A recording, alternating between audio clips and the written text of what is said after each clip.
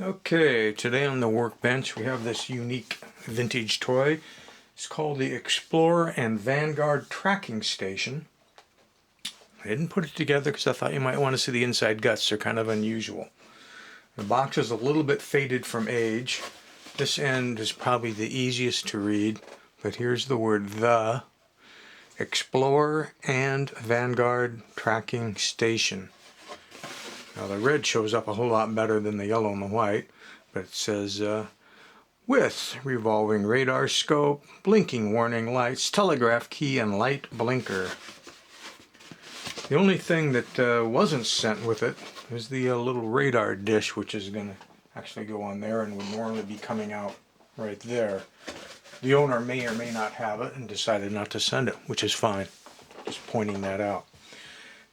On the inside, on the guts, the fun part, every time I move it a wire breaks, so I'm kind of hesitant on moving anything.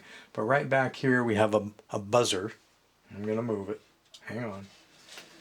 There you can see this old buzzer, and this is the telegraph key for the buzzer.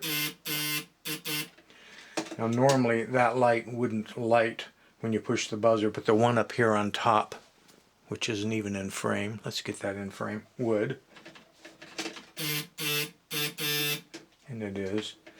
The reason that the other light is lighting right now is because this needs to be grounded to this frame. And right now what's happening is the circuit is being completed by flowing through the lamps and coming back and finding a pathway to ground. So normally this would be a lot brighter, and this one wouldn't be lit at all from the buzzer key. Now the unique part is, if the camera, I'm going to try zooming in. Let's just see how that works. There we go. You can kind of see this belt drive goes around rollers, comes up to a pulley there, goes down to the roller right there. This is the motor. The main gearbox is there, and they got a right angle gear drive there and another right angle gear drive back in here. The one back in there is going to turn these spaceships around like this, but this belt that I just showed you up here spins the planet at a 45-degree angle as the spaceships go around. There's a green light right here. Well, let's turn it on. Look at that. Is that cool or what? Then over here, there's another belt drive which rotates this shaft, and as I was saying earlier, that shaft would poke up through the top of this case right here, and that's where the radar screen would be spinning around. So they get all that in there. Now there is an alternate blinking switch mechanism for these two lights back here. How am I going to get ground to that? I know. Let's get a alligator clip. Or not. Where is my alligator clip? Oh, alligator clip is on the Killbot from Chopping Mall project. Here we go. Let's see if we can just clip a ground over to this frame somewhere.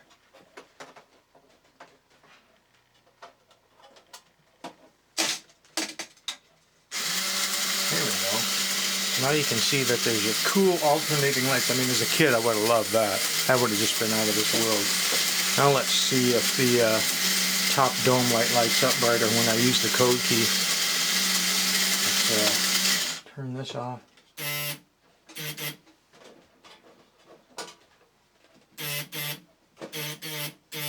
No. I've got a feeling wait a minute, we're getting something now. There we go. Ooh, got a ground connection finally.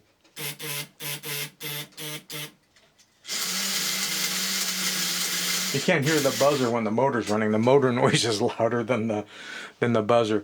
The buzzer wasn't working at all when I received it. I have tried adjusting the little bit of a bend in the contact thing, and it's not great. But I think that's probably close to as great as it ever was. When it originally was sent to me, the bottom of this tower, which when it's in the box, unplugs. So this piece was off and the wires were hanging out, so someone was trying to get the light at the top to light. And the reason the light at the top wouldn't light is there's actually a screw-based socket in there, and the bulb had unscrewed. It was loose, so in order to get it to light, I had to gently pry off this red top piece and then simply screw the bulb back in tight. These two bulbs on this body right here, they screw in also, so they can be replaced if need be. This is the only one, the green one, that lights up the Earth and spaceships and all that.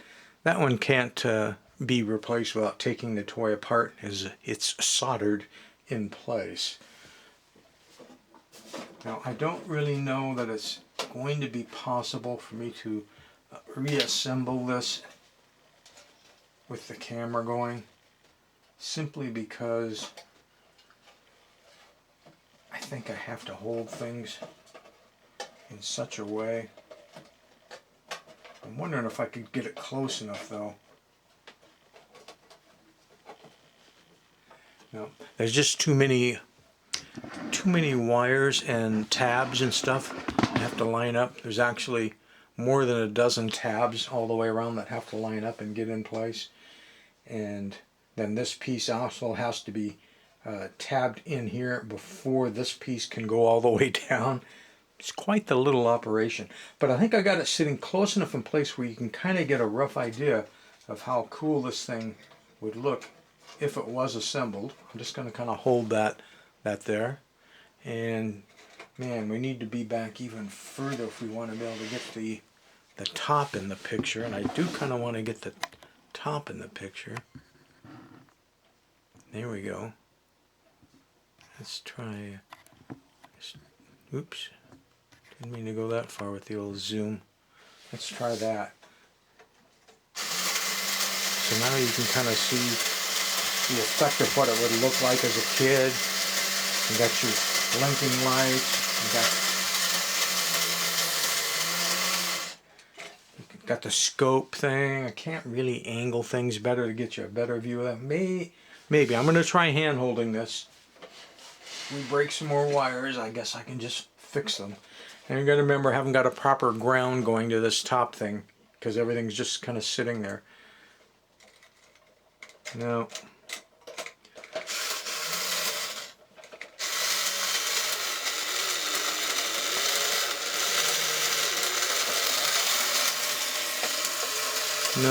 Nope.